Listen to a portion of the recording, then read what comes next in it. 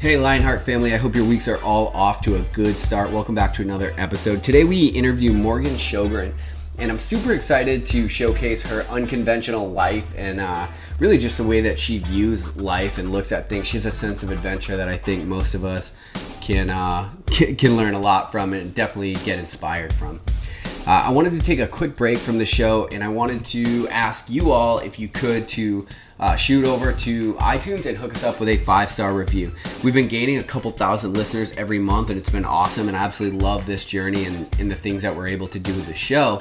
But the way that we're going to reach more people is by moving up in the ranks, and the only way that we're going to move up in the ranks is if you find folks get out there and shoot us a 5-star review. So if you could hook it up, I would really appreciate it. And now, on to the show.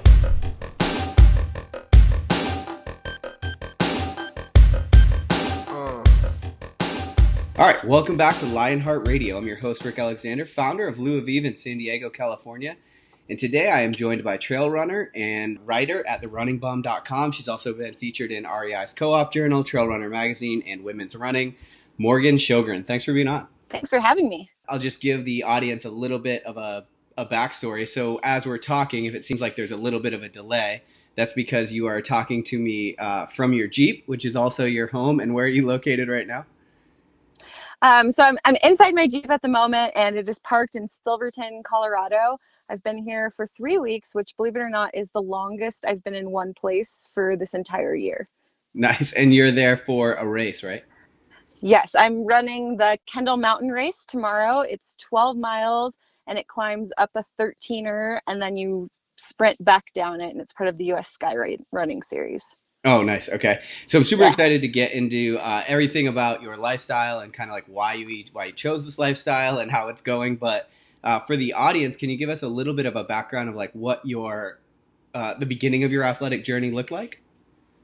Yeah, so I started running when I was 9 with my mom. It was just always something that intrigued me, and I ran in high school, got a college scholarship, went to college and was an All-American, and then continued to pursue track and road racing after college, which took me all the way to Mammoth Lakes, California, where I ran on the Mammoth Track Club under the tutelage of Dina Castor and coached by her husband, Andrew.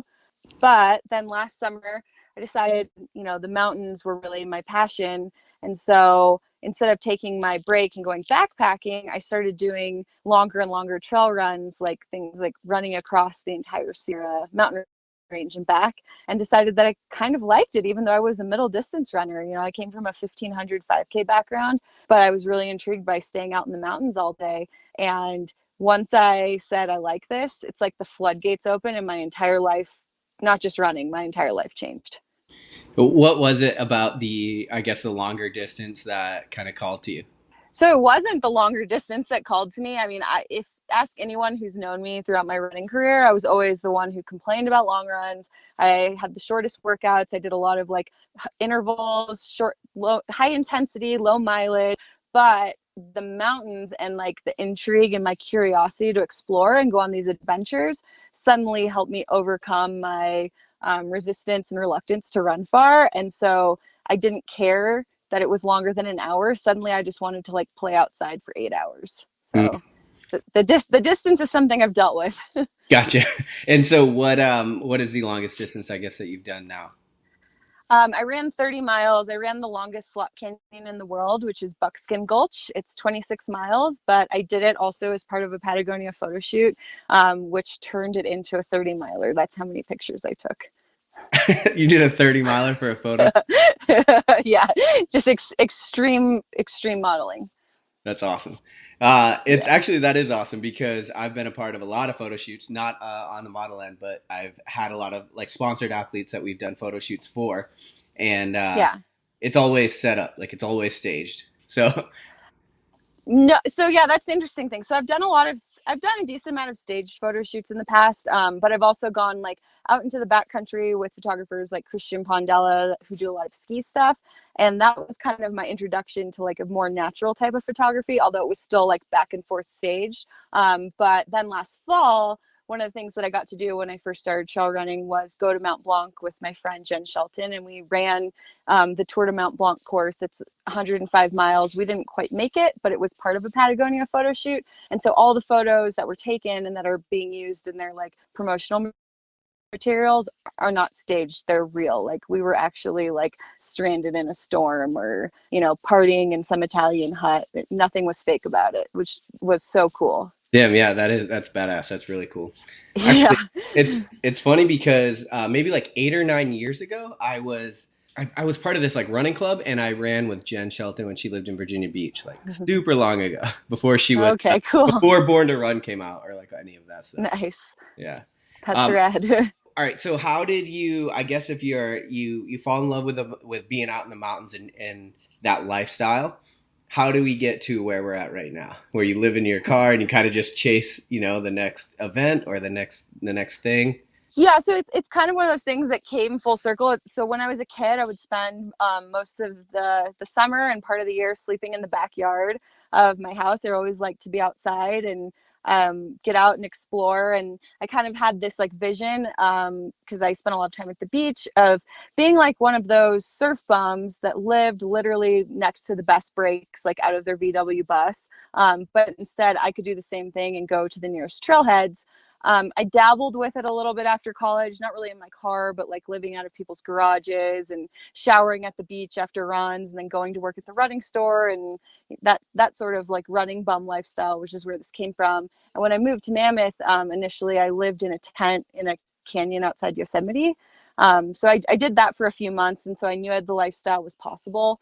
At the beginning of this year, I went through a divorce, which prompted huge life change. Decided that it was time to leave Mammoth, and the Jeep kind of became my savior. Like, let's do this. Like everything, all my wildest dreams, let's get in the Jeep and just make them happen. And the funny thing is, the day I decided to leave Mammoth is the day that the writing project started coming through. The adventures started popping up, the new places, the new friends, and living in the Jeep. Suddenly, it didn't seem like a sacrifice or a weird thing. It really seems like a very natural and good way to live.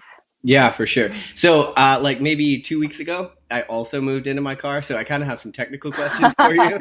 Okay, Yeah, nice. Good but for you. yeah, but I'm curious, like, so what is your profession? I'm a freelance writer.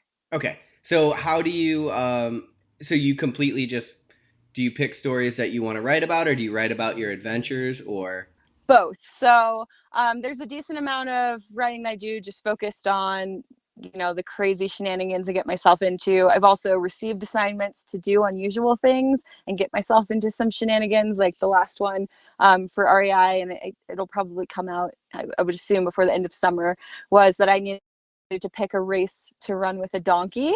And travel to that place and race with an axe. And it ended up being a far crazier adventure than I could have ever imagined and almost beating all the guys. So stuff like that pops up. But then I also do typical journalistic stuff like covering nutrition stories and profiles on other athletes and race series. And, it's been a lot of focus on trail running, but definitely, I have a big heart for just adventure and outdoors and sports and nutrition. Those are kind of the beats that I cover. Yeah, for sure. And how do you pick where you're gonna go park next? Is that based on the story or race or what? So sometimes it's based on the story or the race, which has been the case, for the last month. Last month I was in 13 different states and 10 different mountain ranges, and that was almost always contingent on some sort of either press event or a story or a race I was doing. But also sometimes places just speak to me. Like, I spent from between February and May on and off the majority of the time in Bears Ears National Monument, and it was a place that I really wanted to explore, and it ended up just calling me back, and stories came out of my trip there as opposed to the other way around. So sometimes that's how it goes. Cool. I have a question about advice, and I know I told you we're gonna ask like for some advice at the end, but for people that are listening to this, so you always had the inclination to uh, just pursue the life that you want, regardless of how not normal that might seem to other people? Does that make sense? Yes, I have. Yeah. Okay. Yeah, when I was a kid, like I said, I lived in the backyard. I would sleep in the backyard. I also would tell everyone, when I grow up, I'm going to be a writer. I'm going to live in the mountains during the summer, and I'm going to live somewhere warm during the winter. And, I would usually be met with head scratches like, okay, well, good luck. That sounds really awesome, but that's not really most people get to live their life. And Even after graduating from college, I had several professors beg me not to go into the teaching program and to just go live my life, go buy a surfboard or go somewhere pretty and go on some adventures and just start writing. And it's been kind of a long journey because that's not always financially feasible. I've been self-supported since I got out of college, and so I had to get real jobs, and I worked in a running shoe store, and I went and became a yoga teacher for a while. And then I'm still affiliated with a marketing firm that I've worked with for 7 years. So I did some real life jobs on the way to where I'm at now. Mm. But always with the intention that whatever I was doing work-wise was to support the lifestyle that I wanted to live. Yeah, yeah, absolutely. And that's actually one of the really great things about the millennial generation, right? I think they get a lot of Mm-hmm. flack, but one of the really great things and one of the things that I think is going to push, I guess, like humanity forward is the fact that people are so focused on these experiences and having fulfillment within their work. Whereas it's like there's not a lot of pride anymore in just taking a shit job because that's what you're supposed to do. Right. And on the flip side, I've even thought about it. I'm like, well, if shit ever really hits the fan, there's nothing wrong with taking, a shit job to make some freedom funds and get ready for my next adventure, because really, I'm not I'm not living to work. I'm working to live. So whatever it takes, that's what Right. I'll do. Yeah. It's interesting too because we're in this age of social media where now you can be. I mean, you are writing for all of these different magazines, but at the same time, like you can go to WordPress.com and you can literally just make a site and then you can be a writer. I mean, it's not that easy. It takes a ton of work to get obviously people to traffic to your site and stuff, but the opportunity Right. is definitely there. Absolutely. And I think it's really an exciting time with social media because it's given me an avenue to expose people to my writing on a daily basis. Whereas, when I grew up, and, all of us, we have to wait for the magazine to come out every month. And now, if you feel called to put something out, I can either pitch it to an online outlet and it might come out within a week, or if it's really urgent, I can post it to my site and share it with the world. So as a writer, you of course want to make a living, and it's great to have the prestige of being published, but there's something inside of you that wants to share a story. To me, that's what makes a real writer. And then you actually put it on pen to paper. And now more than ever, we have the ability to share those stories in the way we want to whenever we feel called to do it. Yeah, yeah, absolutely. I actually just wrote a piece about that on my LinkedIn page, but it was like, it was kind of like about the radio show. It's like, 10 years ago, you had to find somebody that was willing to put you in front of a mic. You probably had to do a whole bunch of shit work before that Right. intern. Mm-hmm. And those barriers are just gone now. So it's a exciting time, I think. And it ups the competition too. I mean, there before it was paying your dues doing those internships, but now, I mean, you just really need to produce great content. Right. And so that actually brings up a good point. So a lot of people now with social media, they want to, especially in the fitness industry, it seems like a lot of people want to figure out how to make a life in the fitness industry. So how do you get above the noise? What kind of advice do you have for people that might be thinking about that? I mean, I think just the two main things are be yourself. There's no one else like you. So if you're trying to do it like someone else, I mean, there's a million people all trying to be the same person. Really, I mean, embrace your weirdness, because it's going to help you stand out. But then also quality is everything. I see a lot of people trying, but there's, really do your homework, figure out how to successfully leverage your social media and any content that you're producing, and do a good job, because crap just gets brushed over. Right, right. So you're in Colorado right now, and you just crewed your first 100 miler, right, for the Hard Rock 100. Yes, I did.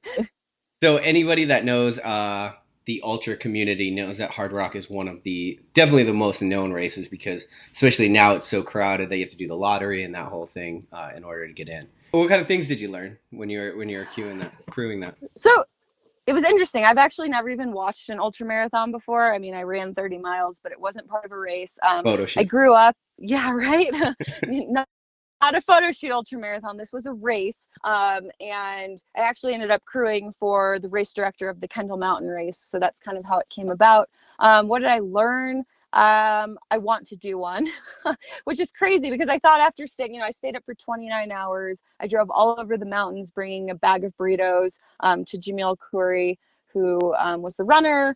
And I thought for sure by the end of it, I'd be like, this is batshit crazy. Like, I'm exhausted. Why would you ever want to do this? But seeing how beautiful the places are that you get to run, and you have all this incredible support. They have aid stations with snacks and water and medical support, and you have your friends and your family bringing you food.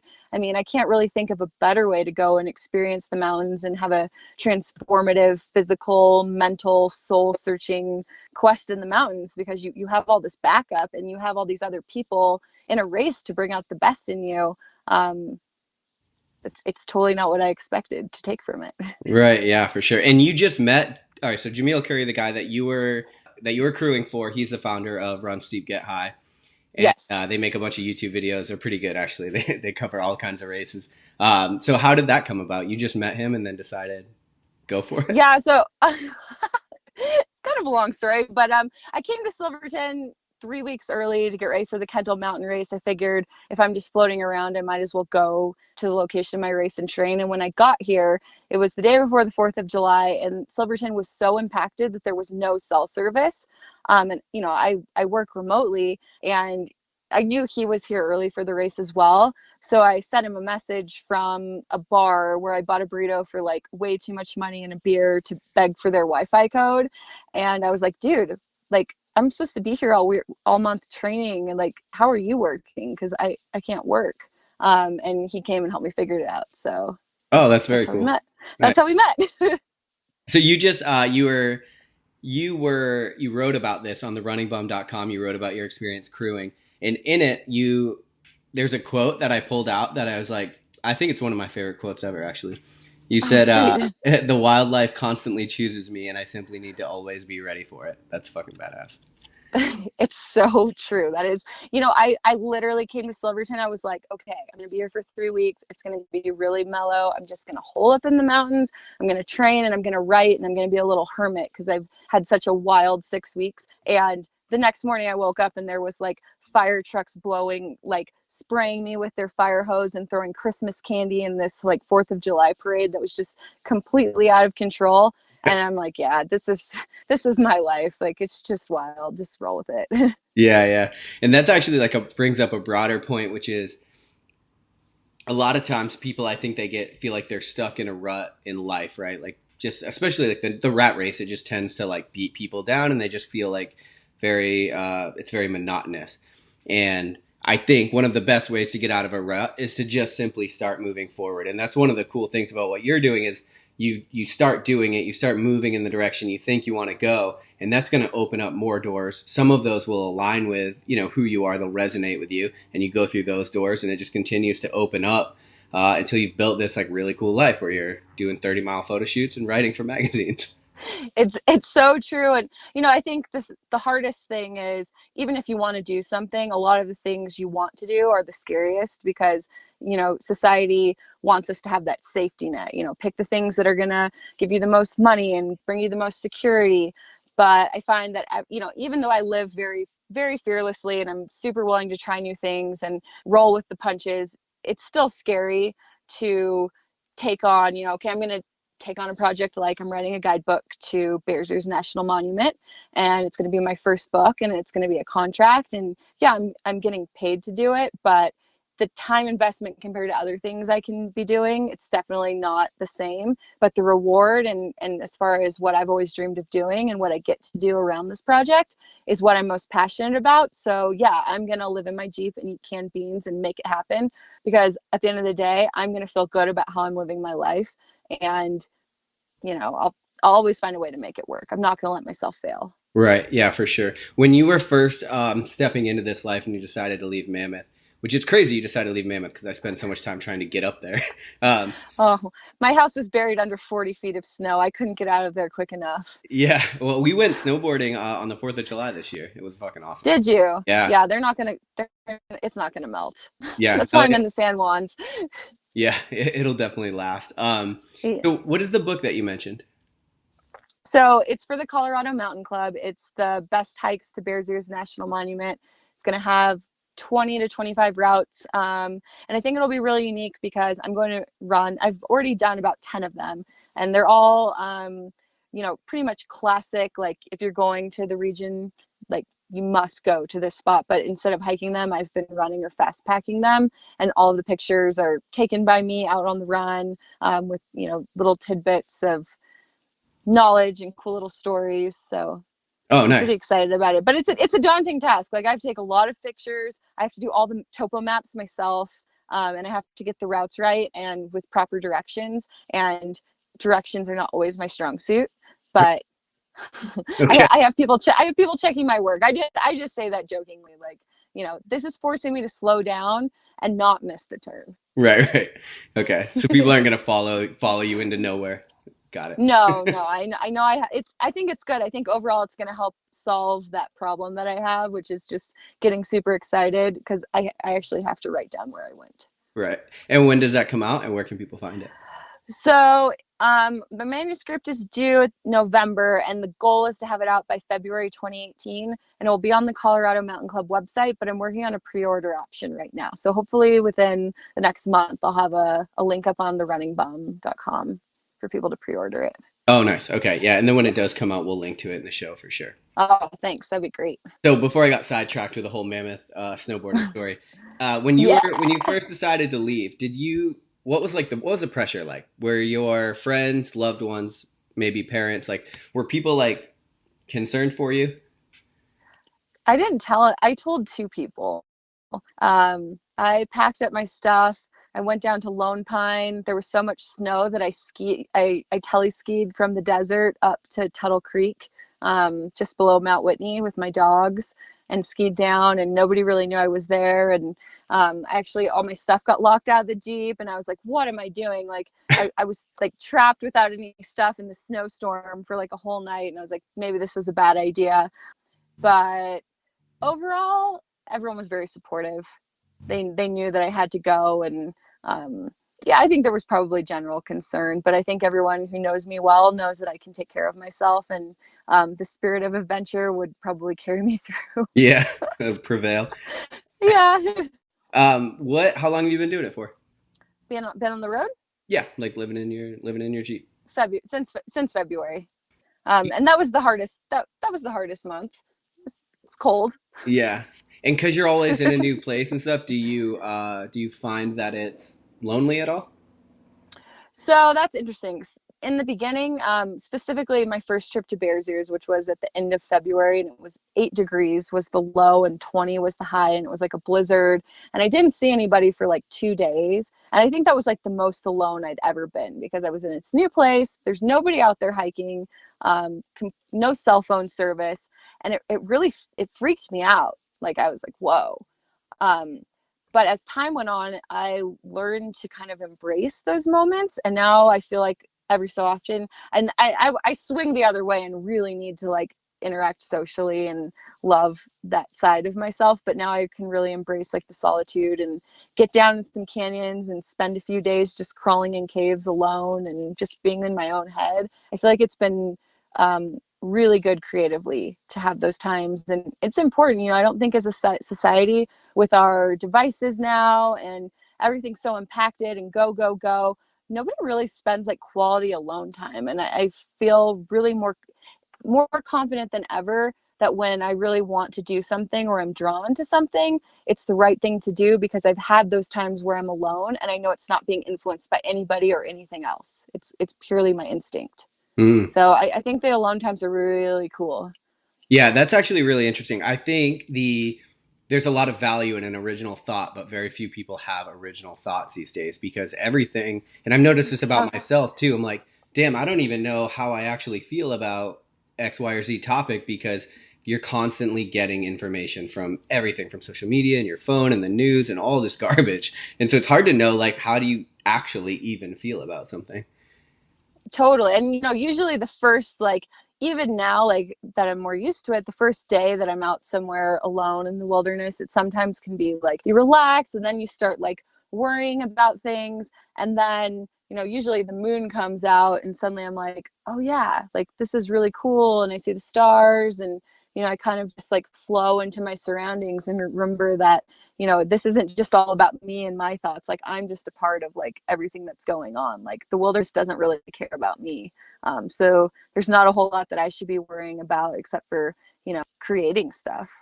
Yeah. Well, as a writer, that's that's an Yeah, important yeah. quality to have. Or and also as an athlete, not much to worry about except for get your mileage in, get your workout in, train. Right. Yeah, for sure. That's important too. Yeah, and not for nothing, I think, and I've noticed this in myself, and I don't actually know why, but for some reason, when you break yourself of routine, and I only notice it because I moved into my car, but you feel more creative. Like you're, for whatever reason, it creates a very creative environment.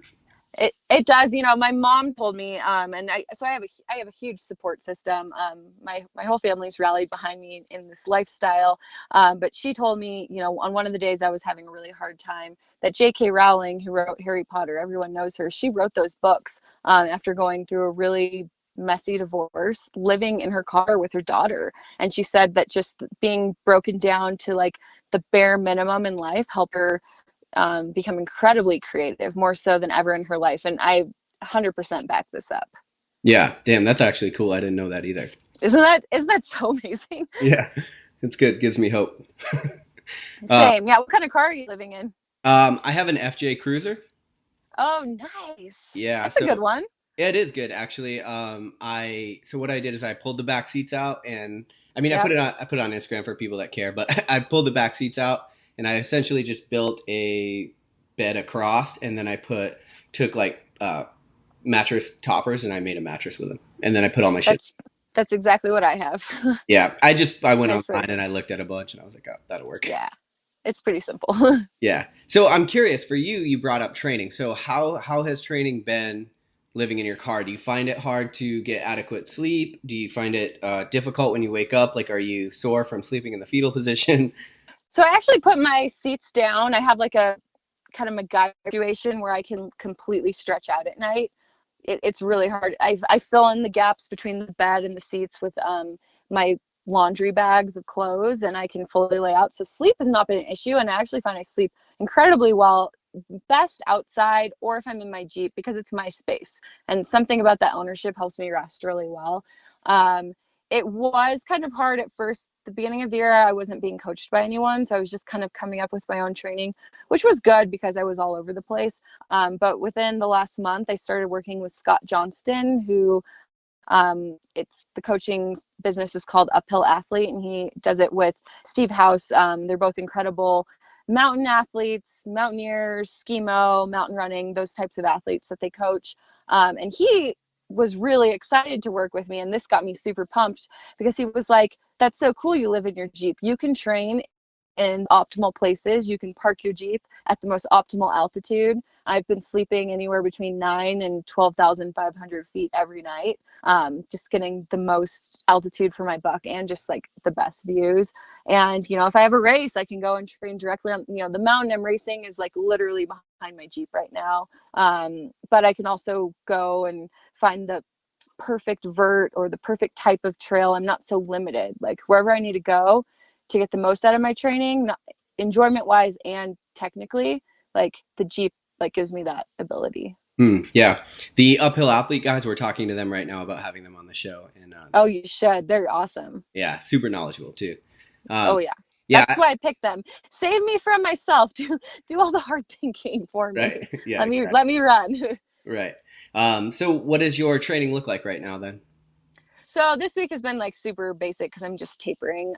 But it's only been a few weeks and we had to do like a kind of crash course, like recover, get ready for this race. But there's been obviously a lot of uphill sprinting and long uphill repeats. And before I started tapering, I got to do some really rad, like 3-4 hour runs, like in the mountains over 13ers and over some lines. And it's all heart rate based. So wherever I am, I know I can trust, since I'm doing it at heart rate, I don't have to be so like limited or question like, am I doing this right? Or am I recovering? Or am I running hard enough?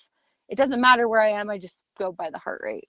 Mm. So So the stress level they're measuring with heart rate, and then you're essentially assigned times to run in each. heart rate zone or whatever they're doing. Yeah, for the most part. And they had, I went through a process of blood lactate testing in Boulder a few weeks ago, and I also did like an uphill threshold test. So, I also know that it's not throwing darts in the air. This is all really specific to me and my physiology, and not just me, but me right now. And I think it's important, coming from a track background, it's really easy for me to run fast and have it feel easy and then burn myself out and crash and burn within an hour. But by learning how to pace myself and slow down to the right level, I think that's what's going to help me bridge the gap from, I've done like up to a trail marathon, but if I want to race beyond that successfully and in the mountains specifically, I'm going to have to learn how to, work with my body and pace myself. Yeah, yeah, for sure. So what distance are you training for right now?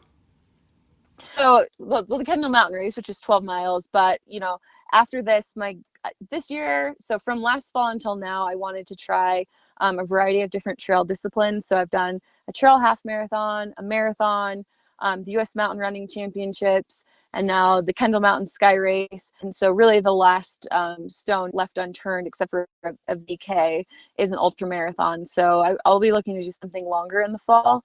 Um, and I haven't dialed in a distance yet. I'll probably talk about it with my coach and see what makes the most sense. But I think, I'm really intrigued by the longer races in the like real mountains. Hmm. It's not even so much the long, it's the real mountains and really covering a lot of ground. Because I think that will drive me. My passion paired with my competitiveness is really going to pull me to do stuff like that. Yeah, for sure. And so you're essentially just drive around and pick where you live based on how you want to train, where you want to race, and then whatever riding projects you have going on. That is exactly what I do. That's fucking awesome. Um, Yeah, I love it. I'm so happy. yeah, that's great. So what about nutrition? How that seems like it's the hardest hurdle. And when I say it seems like it is because I'm living it right now. Yeah, it's really difficult. Probably the thing I need to dial in as soon as possible is I need a better cooler. I just have like a cheap like $1.99 store cooler, and the stuff just doesn't stay chilled that much. And it wasn't an issue in the winter. Things, it was cold enough.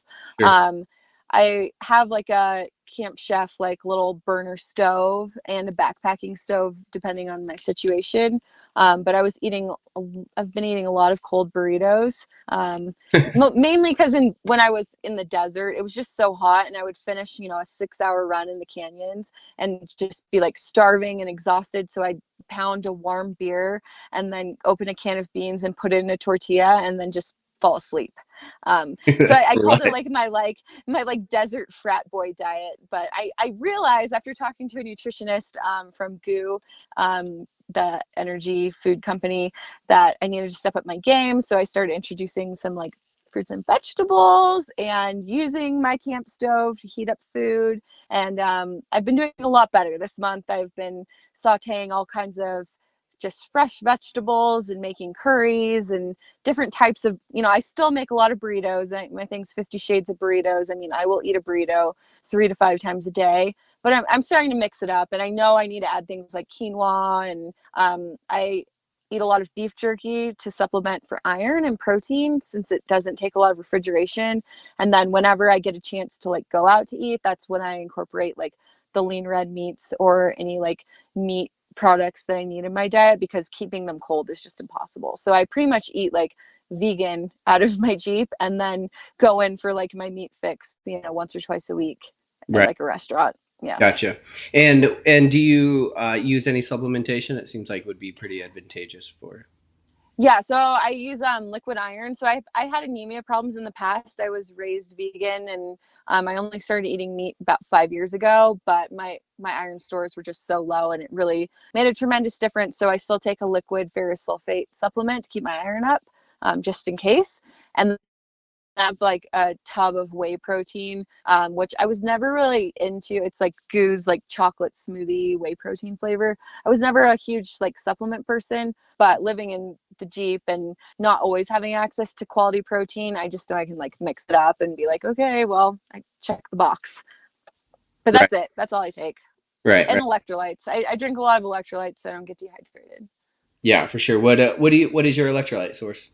And don't say Gatorade. I've been using the Goo lemon lime. Like like hydration mix. Oh, okay, nice. Yeah, the Noon Yeah. tablets are money too. I don't know if you ever use those, but Oh man, I love them. It's a sad story. I developed a stevia allergy and they switched their formula to stevia, so I can no longer use them. But that used to be my jam. oh damn, yeah, that is a sad. It sucks. So what's next for you then? Once you finish this race that you're training for right now, where are you going?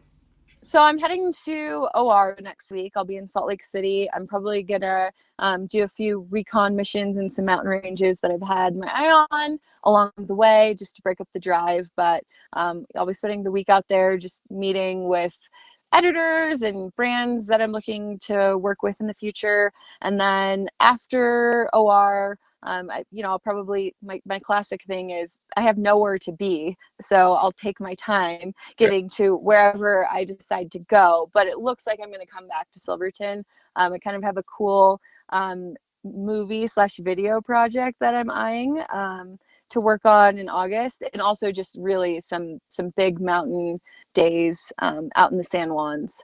So Oh, I'd like to come. I'd like to come back here, and I've been I've been taper mode, so all I've been able to do is just kind of camp out and plot all these crazy adventures that I'd like to do next month. yeah, nice. Yeah, In it's been September, torture. It's been torture. yeah, I bet. That's Yeah. like any motivated athlete. That's the absolute hardest part, right? Is getting them to taper, getting them to rest, getting them to take time off. I don't mind resting. It's just so hard because summer's a fleeting month, and there's going to be snow so soon, and you don't want to waste any time above tree line because that goes first. Right. Yeah, for sure. So And so then yeah, yeah. and there's you don't have a couch to sit on, which makes it it's even another level of trying to find something It, to. it's it's true, and it makes me really not lazy because, the Jeep is like, I can sleep. It's like a bivy, but I can't really hang out here all day. And I spend a lot of time outside, but yeah, when the weather's bad, like I've been spending a lot of time writing in public libraries, a lot of time in coffee shops, Yeah. that whole thing, and then go to bed early. Right. Right. Yeah, I've Campfire. you kind of have to go to bed early. I found when you live in your car because you have to get up when the sun comes up for the most part. So you got to be on it with your bedtime. Oh yeah. Once I started living outside, like my sleep schedule is completely like dictated now kind of by like the sun and the moon. And I when the sun comes up, like I don't even have to set an alarm. I pretty much wake up at magic hour every day. So I get these great photos. Like I woke up at 12,000 feet a few days ago with this incredible like panoramic view of four mountain ranges, this hot pink sunset. And then when I walked away to take a picture, there was a double rainbow over the Jeep. And I was like, you've got to be kidding me. Like, thank God the sun wakes me up early. Like, this is unreal. Yeah, that is cool. In September, if you're around Lake Tahoe, I'll be running the Tahoe 200. Oh, cool. I'm going to be spending the fall most likely in Bears Ears knocking out this book. I miss the Sierras so much. That's so cool. Yeah, yeah, I'm excited. The Candace Burt, she is puts on all of the 200-mile races. I'm not sure if you're familiar with her. Yes, I know who she is. Yeah, cool. Yep, and she doesn't know it yet, but I'm gonna Okay. get her on the show. Oh, good. Oh, good for you. That's an exciting goal to have coming up. Yeah, for sure. So, what I guess that are listening to this, and I've kind of alluded to it earlier in the show, but you know, they might not have the idea of wanting to live in their car, and and I know that you've always kind of had the inclination to just get up and go after the life that you want. But what do you have to maybe say to the people that are kind of eyeing this life that they might want? What it doesn't have to be living in your car, but a lot of people Right. want something other than the rat race they're currently in. What do you have to say to people that might be in that position? I mean, don't wait, just live it. This is your story, and either you're going to write it or someone else is going to write it for you. And you really don't want to.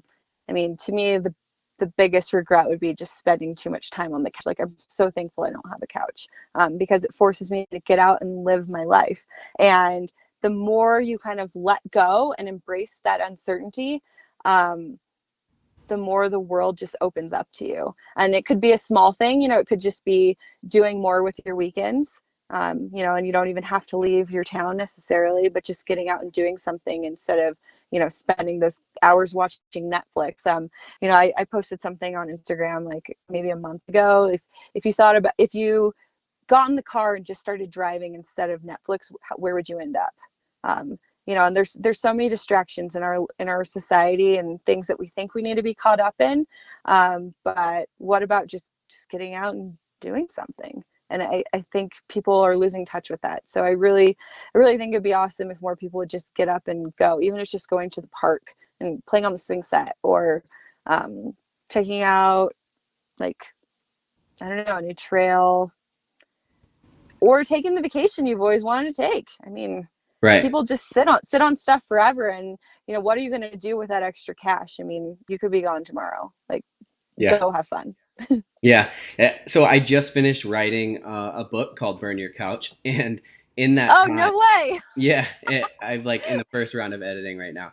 But as I was writing it, I was stepping back and I was trying to look at all of these different situations that people find themselves in.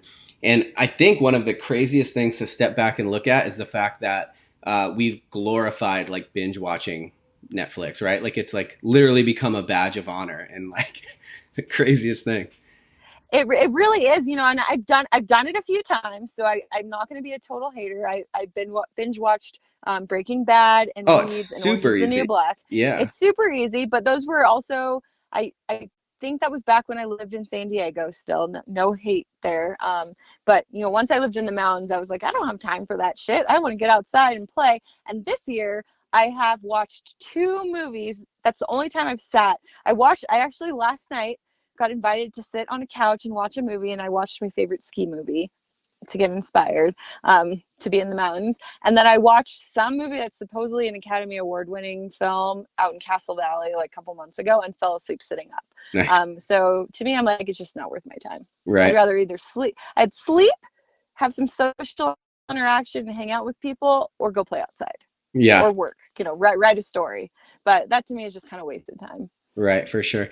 And you said you got invited to play on a couch. I'm curious, like how are you meeting people? Are you literally just kind of like going to bars and meeting people or what? I think this comes down to like the wildlife meeting me. I pretty much feel like I walk into a new town and somehow make friends. I can't wrap my brain around it. I guess I smile, I say hi, I start talking, realize we have something in common, and suddenly I've got a new little community. Um, it sounds like I'm bullshitting you, but this is what happened. I mean, that happened. I wasn't in Silverton for more than 10 minutes, and suddenly I had a new like posse. Really? Yeah. Did you find it hard at first? Because I think this happens a lot with people is like when they start like wanting a different life or whatever, and they start realizing like maybe they don't resonate as much with like their old squad or whatever crew, whatever it's called these days. But it's hard to like meet new people. So like it was that hard for you at first, or are you just very personable? No, I'm a pretty, even though I've come to embrace the solitude, I'm a pretty social creature, and I'm definitely not like timid or afraid of anything. I'll just walk right up to someone and say what I want to say. Um, yeah, Yeah. it hasn't been very difficult. If anything, I've just been a little bit overwhelmed. Like sometimes I kind of want to like turn it off or like tone it down, because I meet all these incredible people everywhere I go, and I can't keep up with it. I'm constantly moving, and saying goodbye is always like really hard, and then moving on, and then it's like, oh shoot, I get hit with another wave of like really cool people. It's been like an incredible experience. But I've always, yeah, I think my track coach in high school said like you could just throw Mo to like Japan or like the middle of Africa and she'd make friends, Right. even if she couldn't talk to them. So that's kind of how I am. Yeah. Well, that's a quality you need living in your car, actually. Yeah, oh, definitely. But I think people are drawn to it to an extent. I think when you live in your car, you have to surrender a little bit. I'm living a very independent life, but I realize that I can't do all of this alone. Including I can't just socialize by myself. Like if I want to hang out with people, I've got to like not necessarily make it happen, but let it happen. If people want to hang out with me and like want to talk to me and get to know me, I'm not gonna just like poo-poo it, because what else do I have to do? Go sit in my car and still read For Whom the Bell Tolls, it's taking me months to finish this. Right. Okay. Yeah. And people, for whatever reason, seem to be drawn to people that are living in like outside of what you would consider to be normal. For some reason, there's something there that. And the reason I'm bringing it up is I interviewed a girl named Frederica Eck who's riding her bike around the world right now. Oh, cool. Yeah, and we were talking about the different experiences she's had, and my first thought was like, man, there must be a lot of people that are probably wanting to take advantage of you. Like, I just instantly thought there's probably a lot of bad people out there, and you're a girl, like, completely on your right. own.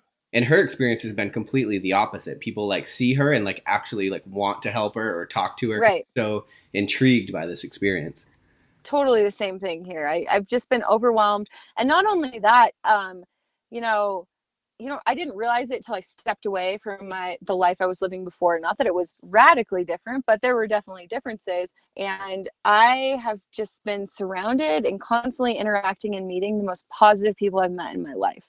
It seems to attract just people who embrace life and who are genuinely happy. Yeah. And I think part of that's because, I'm not wasting my time. I really do think I'm putting it out there. I don't really I have my bad days. I have my ups and downs. I get frustrated, but overall, like I'm good with the life I'm living. And I think that's the attitude you exude attracts those types of people. So I'm just really grateful. Like everyone who I've met along the way, which is in a lot of different places, like they all have a special place in my heart. Yeah, hell yeah. So for people that are listening to this and they want to like follow along with your journey and stuff, where can they do that? Where can they learn more about you? I think first and foremost, the easiest way to get like frequent updates is on Instagram. It's running bum. So running_bum_. I post almost every day and I have a lot of fun with it. So it's a good way to keep tabs, but also the runningbum.com. I also post links to all of the stories I write for other outlets on there. So it's a good way to just kind of keep track of all my writing. Okay, nice. And adventures. Yeah. Yeah. So the final question, the Lionheart kicker. We try to ask everybody this question. So based on all the experiences that you've had and everything you've done up to this point, if you were given a platform and you could give blanket advice and it were guaranteed to be translated to every language, everybody in the world would hear it, and there'd be a bunch of dicks that wouldn't follow it, but they would definitely hear your advice. What would you tell people? Live a life you want to write a story about. Usually I have a lot of follow-on questions, but that's good. I like it. Straight up. And if you don't want to write maybe not everyone's a writer, but live a life that you want to share with other people, tell your story, or that makes you smile. Yeah, for sure. Live. Your medium. Live. Yeah. Yeah. Hell yeah. So I really appreciate you taking the time and sharing your different journey with us. Thank you. Thanks for having me. This was super fun. And good luck living in your car. It's so rad. Yeah. All right. Thanks, guys. Appreciate it. All right. Talk to you later.